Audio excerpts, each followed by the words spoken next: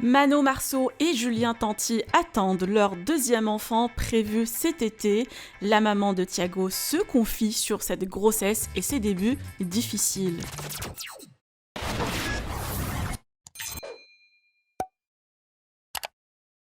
À l'occasion de l'anniversaire de Mano Marceau, la Marseillaise a annoncé sa grossesse. Le couple Tanti l'a d'abord partagée sur leurs réseaux sociaux et a fêté cette nouvelle avec leur famille et les Marseillais. Manon, déjà maman d'un petit Thiago, est enceinte de 3 mois depuis le mois de décembre et son bébé est prévu pour cet été. Pour l'instant, la petite famille ignore si c'est une petite sœur ou petit frère pour Thiago et n'a pas encore partagé ses préférences. La jeune maman a annoncé avoir souffert les premiers mois des nausées et de fatigue. Elle se confie sur ce début de grossesse difficile. Je vous laisse avec un extrait de sa story. De l'annonce. Je vous préviens, je suis très émotive en ce moment. Les hormones, c'est quelque chose. Alors autant la première grossesse avec Thiago, ça allait. Alors autant les hormones, c'est n'importe quoi. Donc à tout moment, je verse une larme. Je suis du coup enceinte depuis le mois de décembre. Ça a été très dur fin décembre et ça a été, comme je le disais, très dur de vous le cacher. Surtout qu'il y en a qui ont eu des doutes au début. Bon, après ça s'est un peu atténué et je voulais pas l'annoncer alors que j'étais enceinte de 3 semaines, quoi. C'est risqué déjà. Même sans notoriété, sans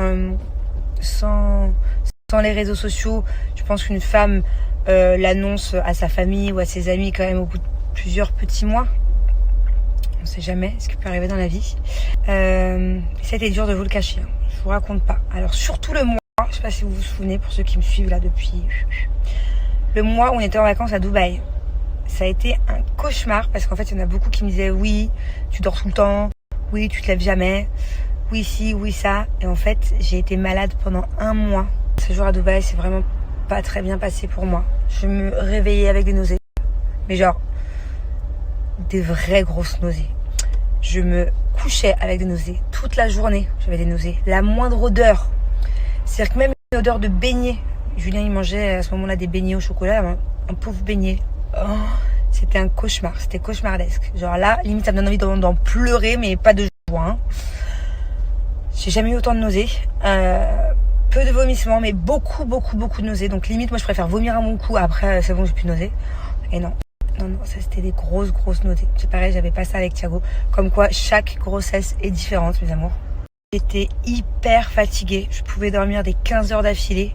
Je me réveillais, j'étais KO. J'allais retourner me coucher, faire la sieste avec mon fils. C'était un cauchemar.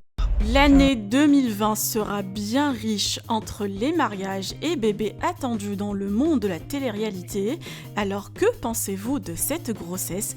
Vous pouvez partager vos avis en commentaire et n'oubliez pas de liker et de vous abonner à la chaîne.